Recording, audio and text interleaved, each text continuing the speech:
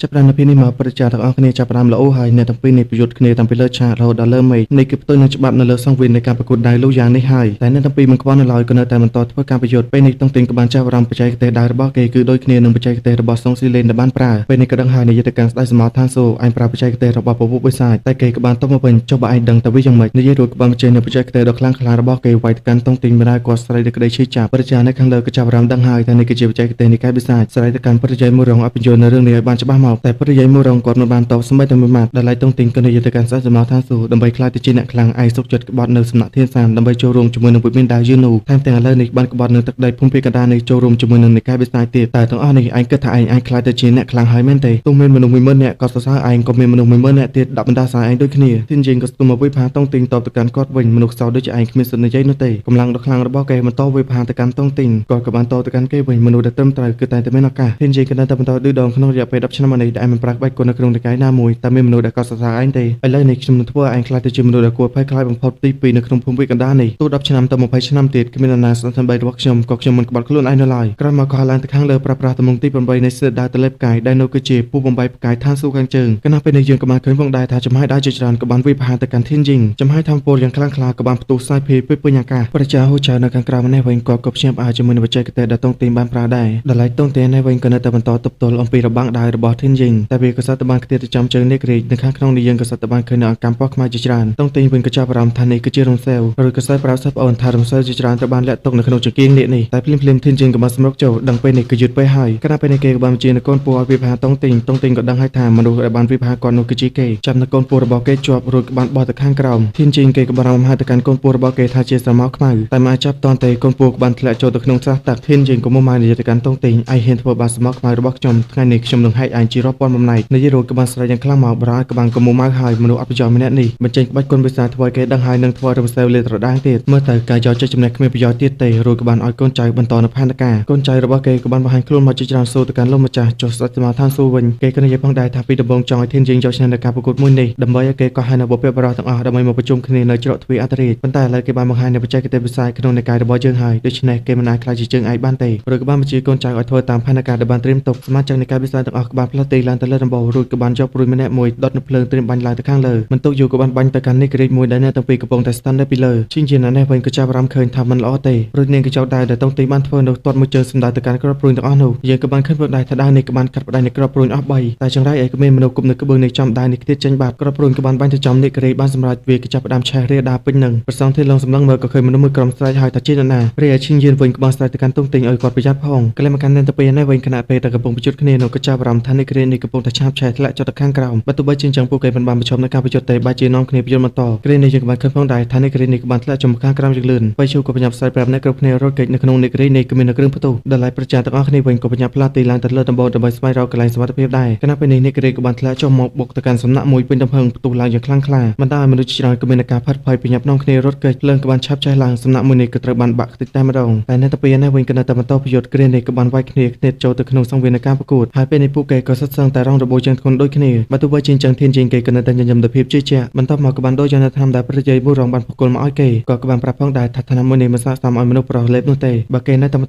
តលេបនោះធម្មពលយើងនៅក្នុងខ្លួនរបស់គេនឹងចាប់ផ្ដើមកើនឡើងយ៉ាងខ្លាំងហានិភ័យដ៏ធំនោះនឹងធ្វើឲ្យគេបាត់បង់ការគ្រប់គ្រងថែមទាំងអាចផ្ទុះបានគ្រប់ពេលវេលាទៀតបើទោះបីជាអញ្ចឹងធានយីងញញឹមបន្តិចហើយក៏បានលេបយកទាំងអស់តែម្ដងគ្រានេះយើងក៏បានឃើញផងដែរធម្មពលដ៏ខ្លាំងក្លារបស់គេក៏ចាប់ផ្ដើមសាយភីភ្នែកគេចាប់ផ្ដើមឡើងក្រហមបើយើងក្លែងមកកាន់ខាងក្រៅនេះវិញក៏មានមនុស្សបានចាប់អារម្មណ៍ថាមានអ្នកក្រីកមួយទៀតបានសម្ដៅមកហើយពួកគេក៏បានឃើញផងដែរថាមានមនុស្សស្ថិតនៅលើនោះសួរហើយថាជាសមាជិកក្នុងនិកាយមួយណាអាចទេថាគេគឺជាសមាជិកក្នុងនិកាយបិសាចឃើញអ្នកក្រីកធ្លាក់ចុះមកលឿនបែបនេះម្នាក់ក៏ព្យាយាមរត់គេចទាំងភ័យខ្លាចឈិនយៀនក៏បានបែកចែកគ្នាឲ្យបៃឈូទៅបញ្ជាក់ប្រាប់ប្រជាជនឲ្យប្រញាប់រត់គេចបៃឈូក៏បានស្រែកយ៉ាងខ្លាំងមកប្រជាទាំងអស់គ្នាក៏បាននាំគ្នាទៅជួយដូចគ្នារែឈិនយៀនទទួលបានចំណុចវិឈិវតងនាងក៏បានស្ទុះទៅយឺលឿនតទៅកាន់ក្បាលនេះក្រីកនៅមួយជើងធ្វើវាបែកទៅម្ខាងទៀតតែក៏ចាប់អារម្មណ៍ថាមិនល្អទេកន្ទុយនេះក្រីកនេះបានឆេះទៅហើយប្រជាដទៃទៀតក៏បានចូលរួមប្រាប់ថាទុកវាពួកគាត់គ្រានេះក៏បានសហការគ្នាមកទៅកាន់នេះក្រីកម្នាក់មួយដៃធ្វើវាបានប៉ើងទៅលើសង្វៀននៃការប្រកួតដែរពួកគាត់ក៏នាំគ្នាចូលមកខាងក្រោមវិញធូរចិត្តបន្តិចបានជោគជ័យហើយតែគណៈពេលនឹងដែរយើងក៏សត្វបានឃើញនៅសមោខ្មៅមួយបានលេចចេញអំពីសង្វៀននៃការប្រកួតដែរអធិពលក៏បានផ្ទុះឡើងរំជួយលើសង្វៀនមនុស្សជាច្រើនក៏បានរត់គេចពីបំណែកឈើដែលបានធ្លាក់មកដល់ឡែកជាគៀងកុំនេះក្រីក៏បានរអិលមកបរនធ្លាក់មកដូចគ្នាប្រជាទាំងអស់គ្នាក៏បានស្មុគចូលចាប់ទៅកាន់នេះក្រីក៏បានប៉ះពាល់ទៅកាន់ប្រជាជនគ្រានេះក៏បានមកចេញនៅក្រណាសូរុំរើទៅកាន់រាងកាយនេះក្រីចុងផ្អឹកជាមួយនឹងសង្វៀនតែធម្មពលនៃការប្រយុទ្ធរបស់អ្នកទៅពីនៅតែបន្តស្នៃភីធ្វើឲ្យសង្វៀននេះចាប់ផ្ដើមរលំទៅបន្តិចម្ដងពេលនេះពួកគាត់ក៏បានស្រែកប្រាប់គ្នាថាសង្វៀននេះចាប់ផ្ដើមផ្អៀងទៅខាងលិចហើយ ហើយប្រជាដែលនៅទិសខាងលិចនេះពួកគាត់ក៏បានយកកណាត់សតមកបន្ថែមទៀតដែលឈិងយានក៏បានស្រែកប្រាប់គ្នារបស់នេះឲ្យទៅភៀសខាងជើងក្រោយមកពីអ្នកឈឺតង់ក៏បានស្ទុះទៅយើងលើប្រមូលផ្ដុំនៅកណាត់សតទាំងអស់នេះរួមរត់ទៅកាន់សង្វៀននៃការប្រកួតដែលប្រជាដទៃទៀតក៏មិនខុសគ្នាដែរនាំគ្នាសហការមួយទៅម្នាក់ក្រោយមកបញ្ចុះប្រមាណសង្វៀននៃការប្រកួតក៏ត្រូវបានកណាត់រួមរត់ធ្វើឲ្យមានស្ថិរភាពឡើងវិញតែបញ្ចុះប្រមាណធម្មពលនៅទាំងពីរក៏បានស្លាយភីមកម្ដងទៀតហើយដូច្នេះពួកគេក៏មានតែខិតខំប្រឹងប្រែងទីនៅកណាត់នេះប៉ុណ្ណោះគណៈពេលនេះមិនថាប្រ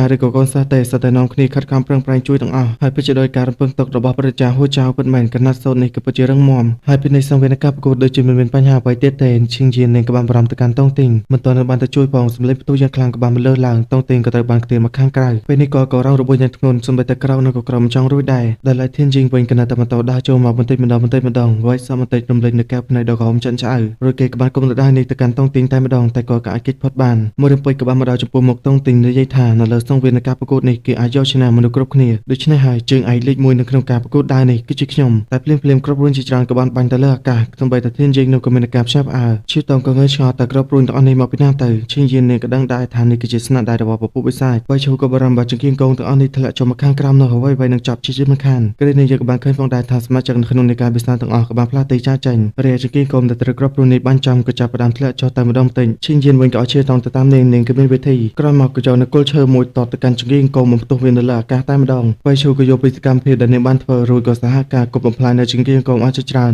អ្នកដទៃទៀតឃើញចឹងក៏ជួយសហការគ្នាដែរប្រជារូបកាងក៏បានដាក់ទៅកាន់ដីមេដាយរួចក៏បានគប់នៅដុំថ្មជាច្រើនទៅកាន់ចង្គៀងកងគ្រានេះពួកគេក៏ពិតជាសហការគ្នាបានល្អខ្លាំងណាស់ស្របពេលនឹងដែរសម្លេងបរអាត់ក៏បានក៏និយាយទៅកាន់ធានជីងអ្វីដែលឯងធ្វើឯងគឺជាអ្នកទទួលធានជីងក៏មុំមកយ៉ាងខ្លាំងស្រែកទៅកាន់បរអាត់ក៏បានថាឯងក៏ហោះខ្ញុំស្បត់ជាមួយនឹងខ្លួនឯងថែមទៀតថានឹងសម្លាប់គេបានប្រសងធានឡងក៏ស៊ូហើយស្អាតមកថាស៊ូតែកំពុងតែនិយាយអ្វីឈិងលៀនក៏ដឹងដែរថាគេបានសហការជាមួយនឹងពពុះបិសាចតាំងពីយូរមកហើយធានជីងលើបែបនេះសន្មតិចកាប់កំទេចទៅកាន់កុលឈើដែលអ្នកគ្រប់គ្នាវាយមករួចគេក៏ចាប់ផ្ដើមសោចមកយ៉ាងខ្លាំងមើលទៅកាន់ចង្គៀងកងដែលបានធ្លាក់មកពីពេញមេឃនិយាយទៅកាន់ឈិងយានជាមួយនឹងតងទីងអ្នកទាំងពីរក៏ត្រូវតែស្លាប់បើជាមិនបានអ្វីដែលយើងចង់បានយកពួកឯងទាំងពីរទៅជាមួយនឹងគ្នាក៏យើងសុខចិត្តដែរតែតងទីងមិនអនុញ្ញាតឲ្យគេធ្វើបាបអ្នកគ្រប់គ្នាឡើយពេលនេះក៏ចង់សំណុកចូលទៅតែក៏សត្វតែមានខ្សែច្បាប់ជាច្រើនបានមកចងរឹតខ្លួនរបស់គាត់ជាប់តងទីងក៏ព្យាយាមរើយ៉ាងខ្លាំងតែច្បាប់របស់នេះក៏ពិតជារឹងមាំគ្រានេះដែរសម្លេងដែលធ្លាប់ស្គាល់មួយក៏បានហៅទៅកាន់តងទីងសួរទៅកាន់គាត់តែឯងកំពុងតែធ្វើអ្វីតងទីងក៏បានសម្លឹងមើលទៅកាន់លោកគ្រូផ្ញើផ្អើលយ៉ាងខ្លាំងនិយាយទាំងទម្លាក់ទៅមុខចុះថា10ឆ្នាំមកនេះគាត់មិនបានធ្វើខាតក្បាច់គុណទេដូច្នេះហើយធម្មពលខាងក្នុងរបស់គាត់ក៏ចាប់ផ្ដើមអស់ដែរពេលនេះគាត់គ្មានធម្មពលទៀតទេមូធីណូក៏បានតទៅវិញ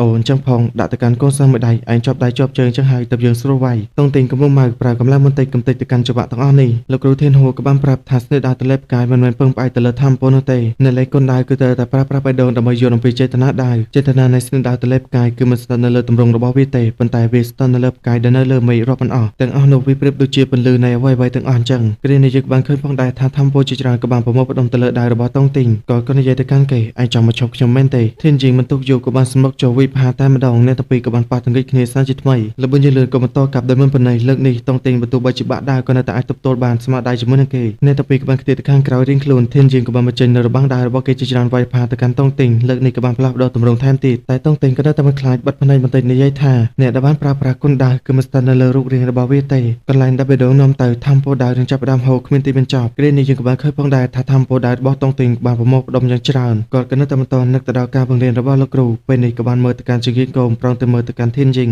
ស្រែកមកយ៉ាងខ្លាំងថាគាត់ចង់ការពារទៅកាន់អ្នកគ្រប់គ្នាជាមួយនឹងអធិពលដែលតងទីងបានបញ្ចេញនេះធានជីងក៏មានការផ្ចាប់អើតងទីងប្រមូលផ្ដុំធម្មពលរួចក៏បានហោះឡើងទៅខាងលើប្រាប់ប្រាណស្នេហ៍ឋានសួគ៌បង្កកចំហាយទៅគាត់យ៉ាងខ្លាំងក៏បានប្រមូលផ្ដុំបង្កកទៅកាន់នៅក្រងបាត់ទៅហើយធានជីងក៏នៅតែមិនខ្លាចសម្រុកចូលចង់ចាក់ទៅកាន់តងទីងតែតងទីងវិញគាត់ក៏នៅតែធម្មតាគ្រានេះដែរធម្មពលដ៏ខ្លាំងក្លាក៏បានមកផ្ទុះបំផាននៅធានជីងចេញអធិពលមួយនេះសំបីតែពុតចានៅខាងក្រោមនៅក៏ពិបាកនឹងទប់ទល់ចំហាយទៅគាត់យ៉ាងខ្លាំងក៏នៅតែបន្តសាយភ័យមនុស្សគ្រប់គ្នាក៏មានការញ័រញាក់ដល់ឡែកតងទីងវិញក៏ចាប់ផ្ដើមប្រើប្រាស់ស្នេហ៍ដ៏ខ្លាំងរបស់គាត់មួយទៀតហើយដែលនៅគឺជាផ្កាយធ្លាក់លើមេឃកងនៃធម្មពលដាវរបស់គាត់ក៏បានលេចចេញមកបន្តឲ្យសង្វៀននៃការប្រកួតចាប់ផ្ដើមបាក់ស្រុតតែម្ដងធម្មពលក៏នៅតែបន្តសាយភ័យគ្រានេះយើងក៏បានឃើញផងដែរថាធានជីងក៏បានខ្ទាតមកស្រែកដឹកដីឈឺចាប់បើទោះបីជារងរបួសធ្ងន់បែបនេះហើយក៏នៅតែឌឺដងទៅកាន់តងទីងឯងយកឈ្នះខ្ញុំទៅវាយ៉ាងម៉េចចុងក្រោយឯងក៏នៅតែស្លាប់ដដែលតែពេលនឹងយើងក៏បានឃើញផងដែរថាចង្គៀងកុំជាច្រើនក៏បានធ្លាក់ចុះមកតែតងទីងក៏បានហោះឡើងទៅខាងលើប្រាប់ទៅកាន់គេវិញចឹងខ្ញុំនឹងឲ្យឯងឃើញអំពីអ្វីដែលហៅថាសេដាតលេបកាយពិតប្រាកដបើមើលឲ្យប្រកបទៅយើងក៏បានឃើញហើយថាធម្មពលដ៏ខ្លាំងក្លាក៏បានបន្តស្រូបទៅកាន់រាងកាយរបស់តងទីងបៃឈូក៏ដឹងដែរថាពេលនេះគាត់បងរងនៅលេបបងខ្លួនឯងហើយចំណែកតងទីងវិញក្រោយពីមកបដុំធម្មពលបានបន្តិចបើផ្នែកមករំលឹកជាមួយនឹងអធិពលដ៏ខ្លាំងក្ល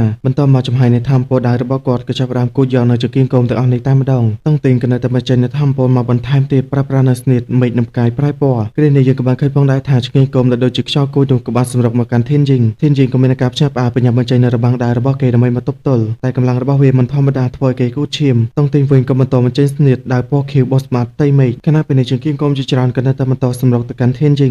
វិញក៏នៅតែបន្តទប់ទល់ក្រោយមកក៏បានស្រែកមួយទំហឹងម្នាក់ចាស់គ្រានេះអ្វីៗក៏សត្វតបានរលត់ទៅបាត់មួយរំពេចក្រោយសម្លេងប្រតិយមួយរំក៏បានលើឡើងថាស្ដេចតមកທາງសួរបានខົບខិតជាមួយនឹងនៃការពិសាចហើយខ្ញុំគឺជាសមាជិកក្នុងវិមានដាវយូនូព្រមទទួលស្គាល់ហើយថាស្នេហ៍ដាវតលេបកាយគឺជាបច្ចេកទេសរបស់សំណាក់ធានសានប៉ុន្តែឯងបានបំពេញនៅពាក្យសន្យាដូច្នេះហើយគឺតែបំផ្លាញនៅក្បាច់គុណទាំងអស់តែប្រជាជនគុណក៏បានប្រាប់ឲ្យចាំបន្តិចប្រតិយមួយរំក៏និយាយហើយតើលោកចង់ក្បត់សំណាក់ធានសានមែនទេគាត់ក៏បានតបមកវិញពិតជាគួរអៀនខ្មាស់ណាស់នៅក្នុងសំណាក់ធានសានកោសដែលចេះនៅស្នេហ៍ដាវតលេបកាយត្រូវបានបាត់បង់អស់ជាច្រើនតែនៅទីបំផុតអ្នកដែលយកនៅបច្ចេកទេសស្នេហ៍ដាវតលេបកាយត្រឡប់មកគឺជាមនុស្សខាងក្រៅទៅវិញដល់ដំណាក់កាលនេះទៅហើយសំណាក់ធានសានរបស់ខ្ញុំមានមុខមាត់អ្វីធ្វើជាម្ចាស់របស់ស្នេហ៍ដាវតលេបកាយទៅបៃឈូក៏បានផ្ដល់កំណត់ឲ្យតុងទីងនិយាយថាស្នេហ៍ដាវតលេបកាយនេះត្រូវបានបង្កើតឡើងដោយលោកគ្រូតែតុងទីងក៏នៅតែបន្តស្ងាត់បៃឈូក៏បានមកខំមកគាត់និយាយបន្តិចមកតុងទីងសម្លឹងមើលទៅមុខឈិញយានបន្តិចហើយគាត់ក៏បានក្រោកឆោឡើងដើរទៅខាងមុខបន្តិចបន្លឺនៅសំឡេងឡើងពេលនេះគាត់ក៏ចាប់ផ្ដើមសូមកំណត់រៀបរាប់អំពីដើមកំណើតនៃស្នេហ៍ដាវតលេបកាយត្រូវបានបង្កើតឡើងដោយពពកបរោះនៅក្នុងសំណាក់ធានសានបន្ទាប់មកគាត់ក៏បានប្រកាសខ្លាំងប្រាប់ទៅកាន់មិត្តអ្នកកូននិយមដែលនៅទីនេះទាំងអស់ថាស្នេហ៍ដាវតលេបកាយគឺជាកម្មសិទ្ធិរបស់សំណាក់ធានសាន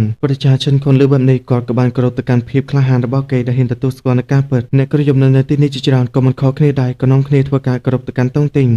នេះវិញគាត់ក៏នៅតែបន្តឆោតដល់ភាពក្លាហានប្រជាមួយរងក៏និយាយមកហើយចោលតាំងពីគេទទួលស្គាល់នឹងការបំពេញពាក្យសន្យាហើយនោះពេលនេះក៏ដល់ពេលកូនសិស្សរបស់គាត់ក៏បានកាត់ប្រាប់ទៅកាន់អ្នកគ្រូថាតុងទីងបានជួយសង្គ្រោះជីវិតរបស់ពួកគេប្រជាមួយរងលឺបែបនេះក៏មានការផ្ចាប់ផ្អើលសម្លឹងទៅកាន់តុងទីងបើទោះបីជាដូច្នេះគាត់ក៏នៅតែរឹងរូសចង់ចាត់ការទៅលើតុងទីងគ្រានេះកូនសិស្សនៅក្នុងវិមានដាវយូនូជាច្រើនក៏បានមកឡោមគាត់ចិត្តស្របពេលនឹងមេឈៀងលៀនក៏បានមកដល់ថាតុងទីងបានបំពេញពាក្យសន្យាដូច្នេះហើយនាងគឺទៅតែនាំគេទៅកាន់សាទនកម្មឋានសួគ៌បន្ទាប់មកក៏ឲ្យកូនចៅចាប់ខ្លួនតុងទីងឲ្យនិកាយទាំង7និងគ្រួសារទាំង8ដាក់ទោសការកាត់ក្តីនឹងចាប់ផ្ដើមរយៈពេល3ថ្ងៃទៀតតុងទីងពេលនេះក៏មិនផ្កាយដូចគ្នាឲ្យពួកគេចាប់ខ្លួនតាមសម្រួលឈិងយាននៅនេះវិញនាងក៏ចង់ជួយដែរប៉ុន្តែមិនអាចធ្វើអ្វីបានសូម្បីតែនាងក៏ត្រូវជាប់ឃុំដូចគ្នានឹងបើទោះបីជាតុងទីងគាត់ចាញ់នៅក្នុងការកាត់ក្តីក៏ដោយប៉ុន្តែពេលនេះក៏អាចយកឈ្នះចិត្តអ្នកកូននិយមនៅទីនេះបានពួកគេក៏ព្រមទទួលស្គាល់ស្រែកយ៉ាងខ្លាំងថាតុងទីងគឺជាជើងឯកនៃការប្រកួតដាវលូយ៉ាងសម្លេងស្រែកហូរកញ្ជ្រៀវក៏បានបន្លឺឡើងកាន់តែខ្លាំងទៅសូម្បីតែប្រជាជនទាំងអស់គ្នាក៏មានការផ្ចាផ្អើលជាមួយនឹងហេតុការណ៍មួយនេះឈិងយានក៏រៀងសប្បាយចិត្តបន្តិចដែរបន្ទាប់ពីអ្វីៗបានស្ងប់ស្ងាត់អស់ទៅនោះមនុស្សមួយចំនួនក៏បានមកប្រមូលអ្នកដែលបានរងរបួសគ្រានេះយើងក៏បានឃើញផងដែរថាមានមនុស្ស2នាក់ក៏បានមកយកនៅរាងកាយរបស់ធានយី